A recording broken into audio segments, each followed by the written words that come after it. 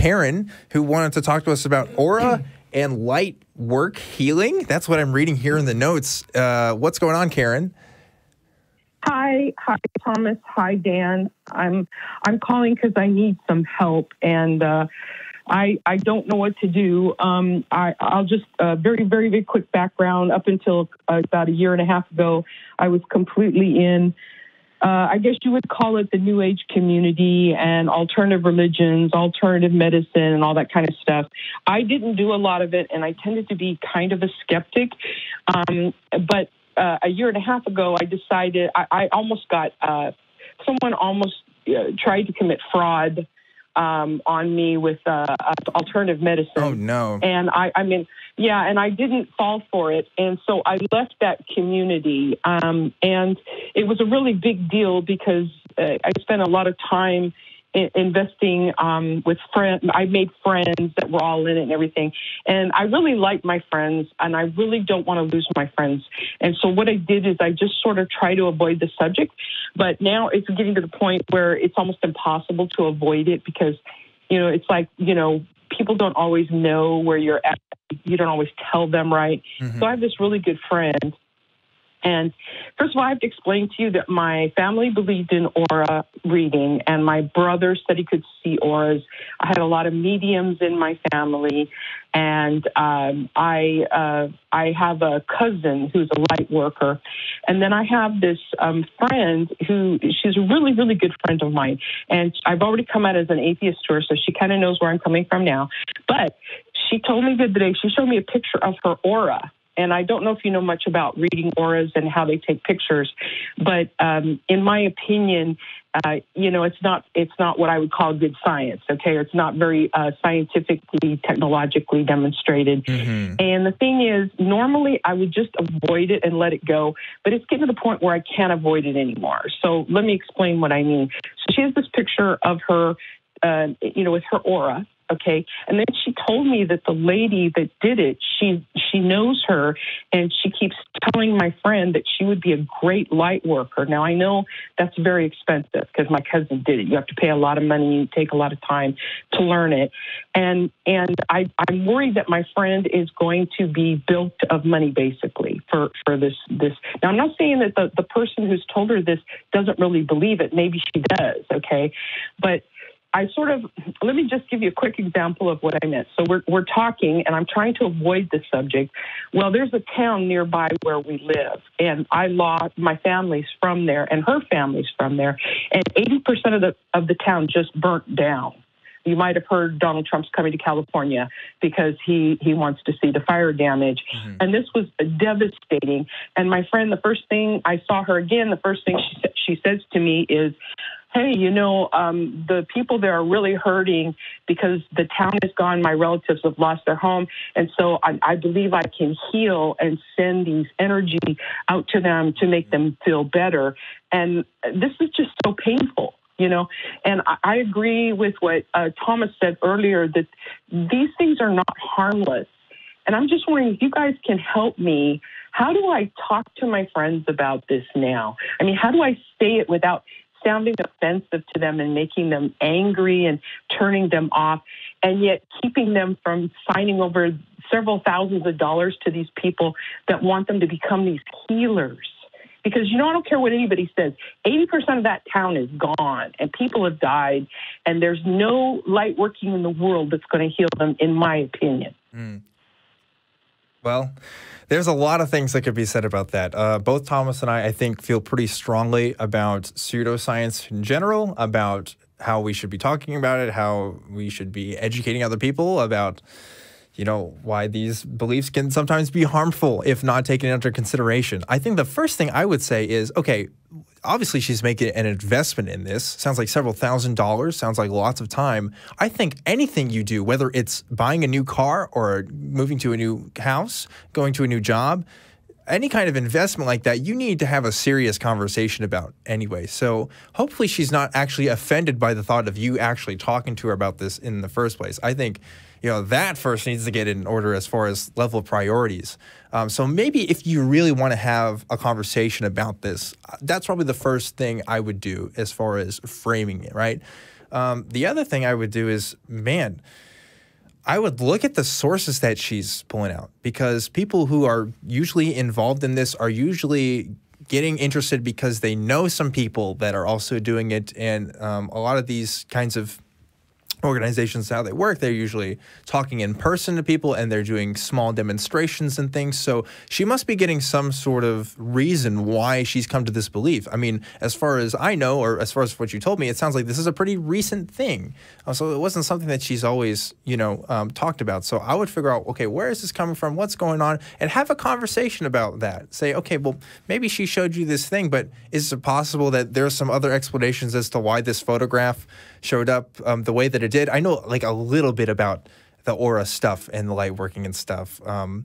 I remember once reading about the descriptions of like indigo children and how they can like, read auras and stuff. And then I was reading like, oh, they're usually like born in the 80s and 90s and they have like light colored eyes. And I was like, oh man, this description almost sounds like me. Maybe I'm actually like an indigo kid and I can do all this stuff. But yeah, like I would say start the conversation. I'm thinking of a number between 1 and 10. Yeah. Yeah. I don't know if that's going to ever happen, but there are legitimate reasons besides, hey, I think this is BS for you to have this conversation. But I think you should be confident in approaching it that way. What are your thoughts, Thomas? So whenever you talk to someone about something like this, depending on how emotionally invested they are in the idea, there's a couple ways that you can go about it. But I would encourage you to not shy away from talking to your friend about it, but approach them in a way that you would to anyone who's about to, do something that could potentially be a bad investment. And if you come at them saying, hey, you're an idiot and I can't believe that you're doing this and how could you have bought into this? You're so stupid. Obviously, that's going to cause them to throw their walls up. But if you do it in such a way, and I'm talking from a position of experience because I've had these conversations with people who, like, an example was about a year and a half ago, I went to kind of investigate and stay at a New Age wellness center in Thailand. And, I'm living there. So, like, this is my home. I don't want to tick off my host and have them, kick me out or something. But at the same time, they're talking about, psychics and energy healing and all this, quantum woo and stuff, which to me is like, it's not just BS, but it can be really harmful too if there's someone who maybe they're like, oh, hey, I have cancer and I heard that this stuff can heal me. And so I decided to stop taking my, prescribed meds or chemo or something to opt for this alternative. People die. People used to go, and I think they still do, to the Philippines all the time for psychic surgery, and it was literally someone who was palming chicken guts, using sleight of hand and making it seem like they were pulling out stuff from the intestines. And this has been, that's one thing that's been, shown on live TV, even on Johnny Carson. James Randi did, psychic surgery live on TV and debunked it. But when it comes to the auras and stuff, just if you do it from a mindset of like, hey, if I was talking to Dan, I'd be like, Dan, I love you, man, and I'm concerned. Like, as your friend, just like I wouldn't want you to let me throw away thousands of dollars on something that's a bad investment. Like buying a used car that has, a blown radiator and a shot engine. You would try to help me so that I don't, fall down that making that bad choice.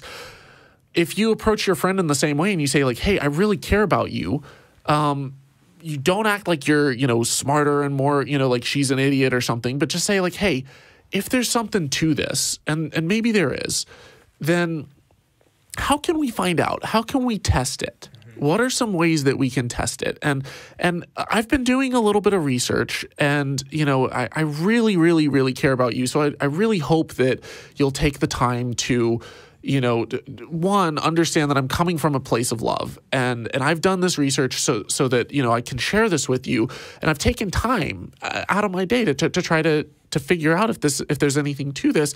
And what I found kind of surprised me. And then you can share with her. I've done a whole series on psychics and stuff. I'm actually about to release a video with another YouTuber named Professor Stick, literally on this topic, on energy healing and on chi ignition, where they spontaneously light fires and stuff. And I'm going to kind of show some of the tricks that they use, and just show how you know, send her some of these resources, show, you know, maybe the James Randi Educational Foundation had $1 million challenge for over 50 years for anyone who could prove that this type of stuff was real. And they had hundreds of people come forward that were tested and nothing ever came of it. Like every single one of them they couldn't prove that they had these powers. When you put the scientific controls in place, when you got rid of the ability for them to cheat or lie or use sleight of hand, when it was tested against placebos, there was nothing there. And I think if you show your friend that in a way that's loving and open, I don't see how that would be taken the wrong way if you're really genuine about wanting to help them and you make it clear that, you know, you're coming from a place of love. Yeah, for sure. Does that help at all? Yes. My friend, actually, I think that's a lot of wisdom. My friend is very, very smart. She was able to get her bachelor's degree in like a year or two, just breezing through an accelerated program. And I think a lot of what's bothering her, and maybe you guys can address this, is it's more of an emotional thing. So what I mean by that is this, like you were saying, Dan, what has happened recently. Well, it is true that my friend has always kind of believed in this, but so have I. And I think she feels like now she's lost this friend who can be supportive of her because I no longer believe these things. Also, her husband is an atheist and skeptic, and so she feels like she has to push back against that.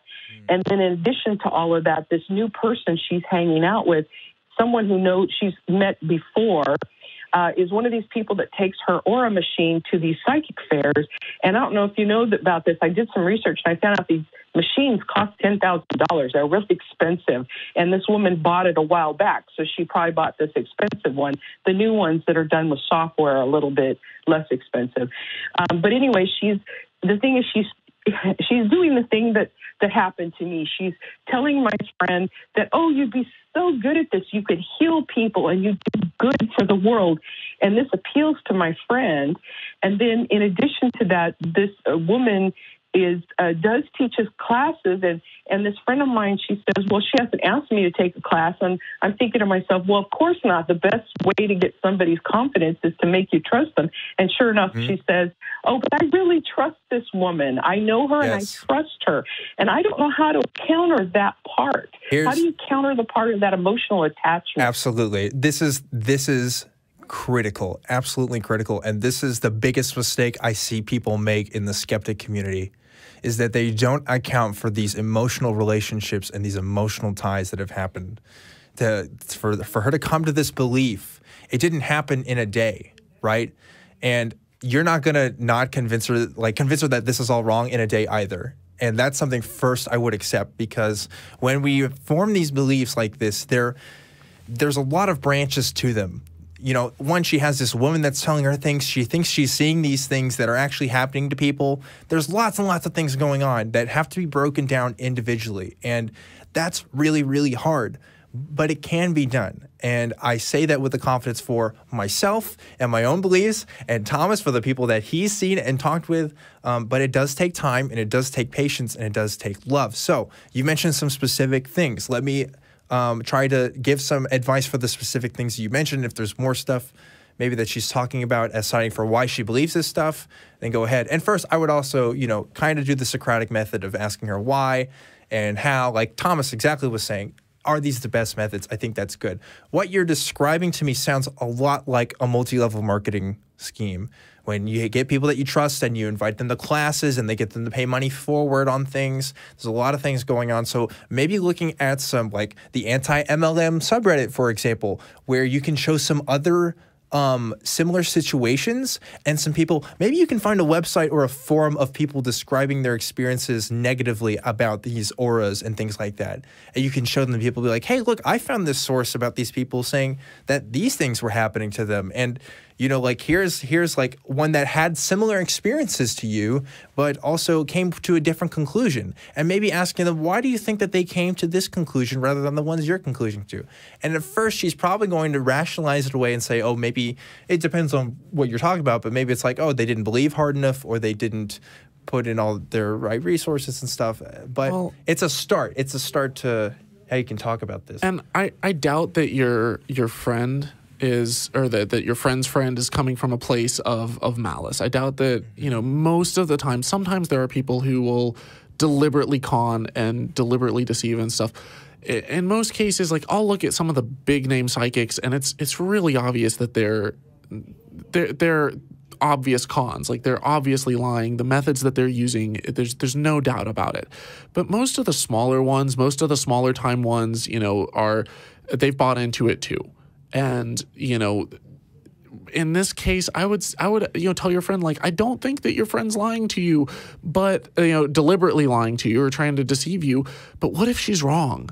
What's the harm that can come from some of this? Telling someone that they're healed when they're not? Telling them, you know, oh, you don't need your meds anymore because, you know, you got psychic healing? And maybe send her to some online resources. There's some websites. I think one of them is literally called, like, What's the Harm? And it'll go through and it'll show with some of this stuff that you think is just, oh, it just makes people feel better. Oh, it's just fun to play around with. And it's not. It has some serious horrific harm that can come as a result of it. And so maybe kind of showing, you know, cautioning your friend against it, saying, look, I really care about you, but I don't want you to accidentally hurt people, because I know you would never want to do that because you're a good person. I know you're wanting to help people, but what if you're wrong? What if you're wrong about this and this person goes and, you know, or what if you're wrong about it and you say that you can heal someone and then they go and they wind up dying or getting hurt more or something? Like, imagine what would happen if you did that. And then maybe that'll plant enough kind of not just doubt but hesitation in your friend enough to go and look at some of these resources and research it further before investing heavily in it and then going out and practicing it on people. Yeah, that sounds like a really, really good idea. My big fear is that she would give her money to this person. And I agree, this person probably is very sincere and probably believes what she's teaching. But my big fear, my friend is so sensitive. I'm so worried that she would think like she could heal a child from cancer or something. And then when it doesn't work, could you imagine how devastating that would feel? I don't think I could live with myself. And I'm not sure my friend could either. So I'm trying to figure a way to just really gently tell her or help her with this. But I don't think avoiding the subject has been helping either. No. I've been giving her lots of extra attention, too. So, like, you know, because I said she's, like, really grieving on behalf of her relatives at Paradise, California. That's the name of the town that's burnt down. And I think, well, maybe I need to be a better friend, too. And I think it's helping. You're just letting her know that I'm there for her. Mm-hmm. I just want to add on, because you said, like, I don't think ignoring it has been helping. And I think that's so critical to people who are watching this and who are maybe going through similar situations, or they're starting to see the signs of this, because it's kind of like a vaccine with some of these things. You kind of have to introduce these things early so that before people can form these beliefs that are harmful, that they're already kind of introduced to the concepts and they know that the warning signs are happening. Because our skepticism, our ability to talk about this critically, is the result of a lot of years of education, a lot of years of study. And again, like, not everybody has access to that, first of all. So there's the problem with that. But, like, you have to understand that everyone, the perspective that we've gained has come from experience with this stuff. And for myself, it's been personal involvement with a lot of these things. But you know, trying to, I think, because your friend values these experiences and values this person who's telling you things. Well, again, like, I would just say, give her some people who have also been in there and have experiences and are coming away with different conclusions. Because I agree with you that it's all fun and games until someone gets hurt, until financial investments are made, until people are starting to take money out that they can't pay back. And it happens. It happens every day. And I think you are being a good friend by trying to have this conversation with her.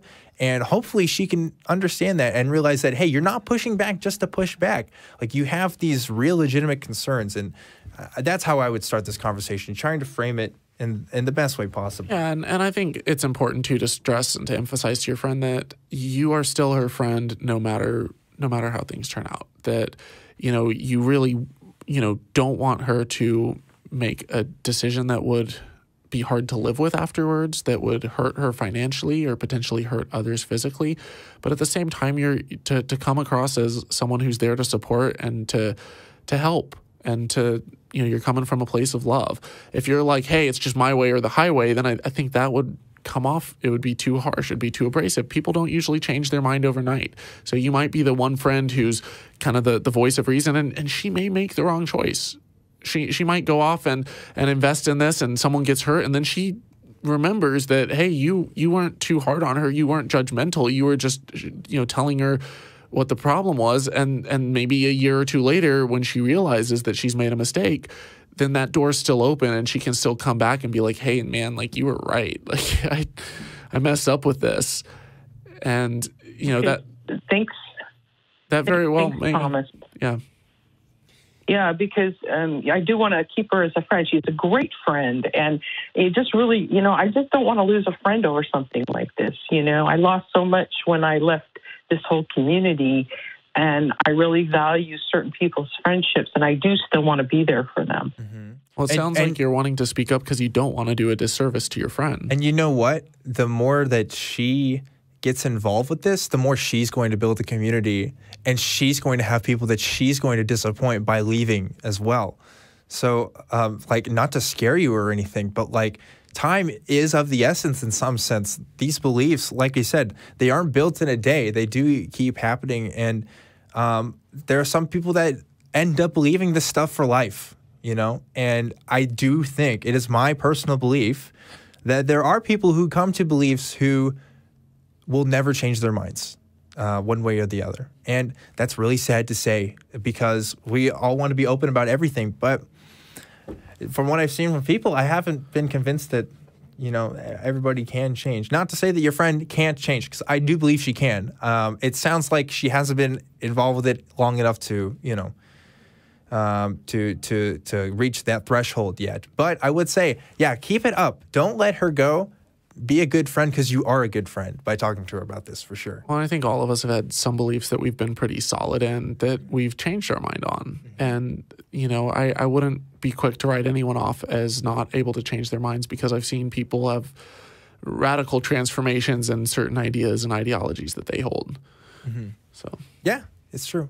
Well, I myself committed myself for the long haul. I mean, I was raised with this stuff, and my family were spiritualists and everything. And I just can't believe that I have even left, because I thought I was going to believe this forever. It was like it's going to be reincarnated and do all this stuff. And it was a big shock that I left. But I've seen her do these things already. Like, she's already talking about how she got up in the morning, she started healing people in her head.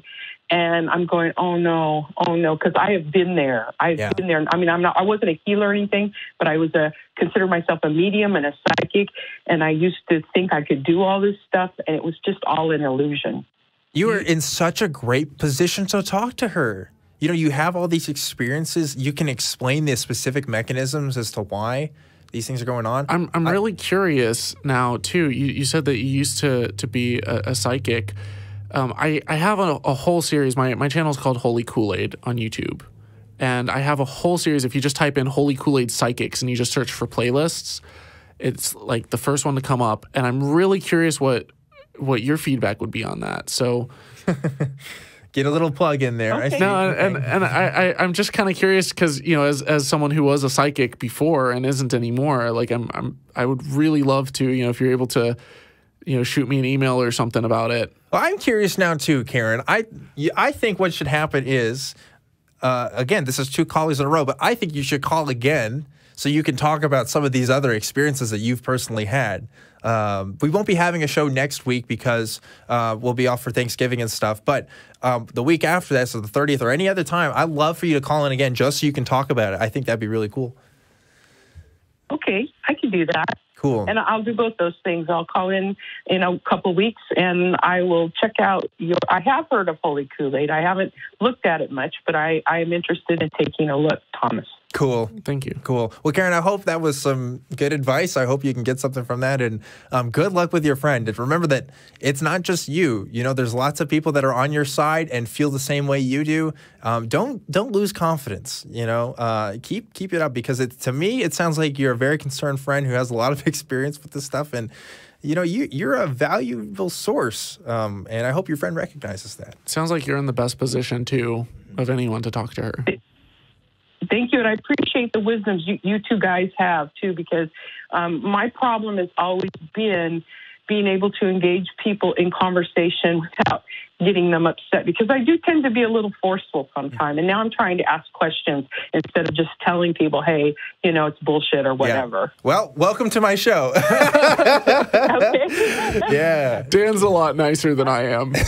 I call it like I see it. I'll just be like... But that's good, though.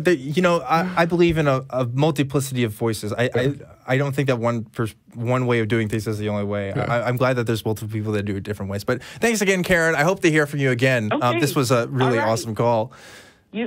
Oh, I hit the drop button before she got to say her last name. But got to be careful with that trigger happy. Yeah. But I mean, I love that call. Yeah. It's an incredibly sad situation, and it's something that I don't have a lot of personal experience with people who got financially involved in stuff like what she's describing. I know people who have like dabbled, kind of talk about it, but like I don't know what it's like to have like a really good friend involved for that kind of stuff, and that's got to be really, really hard.